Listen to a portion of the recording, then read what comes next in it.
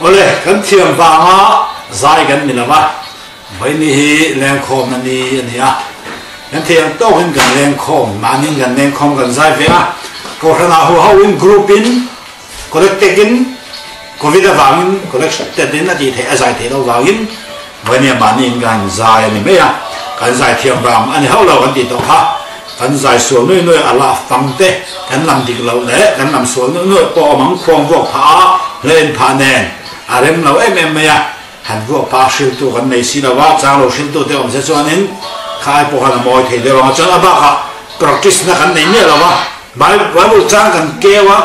a ha kan zai ha me ya zai chin o ni ve khat po kan zai chin la wa kan mu ha kan kewa kan zai ha me ya ti han kan ti ha ne ya mi angin han sirin voi thum voi li te han zai no ni son khai ni kan zai thadeu le mo ka tia ma lo chu zir te tu kan nei chong zon kan zai tha chong ngong garing lo bangin kan ke he te kan ke pak kha kan du kha kan na thiam zong de ani chuan kan zai kha ta me ya in zir na pakhat ma kan nei lo ni ti kha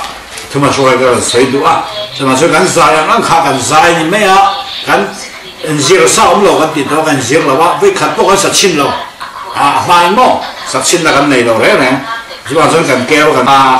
a thu po dik lo vang nói ở sáng hôm nào po lâu hiếm thế anh em hôm nào po lâu sao được thế có tiền hắn sơ pha po hắn thiếm rồi ba rồi rồi cần luôn là lên á dài cần sang cần dài về mấy anh em thì khá khi tụi tụi em mình lâu sẽ thiếm khui rồi thì khá mà sao ngàn sấy đủ anh em thì cho nên cần dài ngang khá số thì khá nên em bạc thì đang làm một vinh cần đã anh em nhá rồi cho nên em po đi xe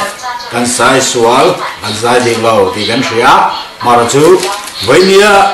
January ni khat kum sam ni ne som ni pan ni riat nan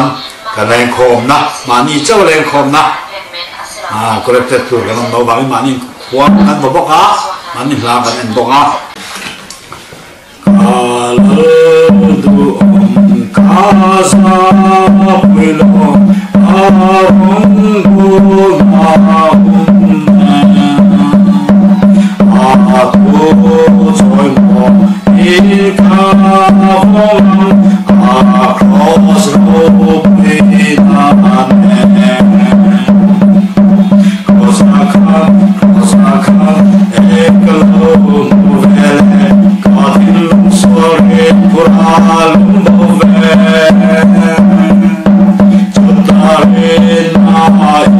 menvalakam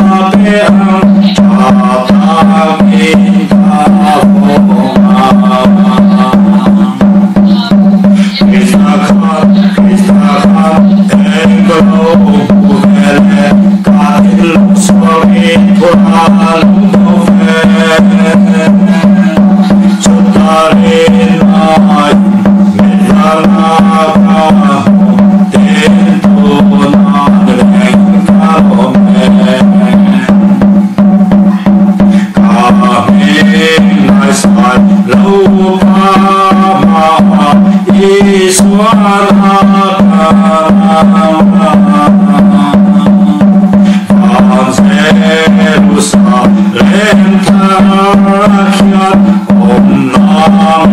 Shyam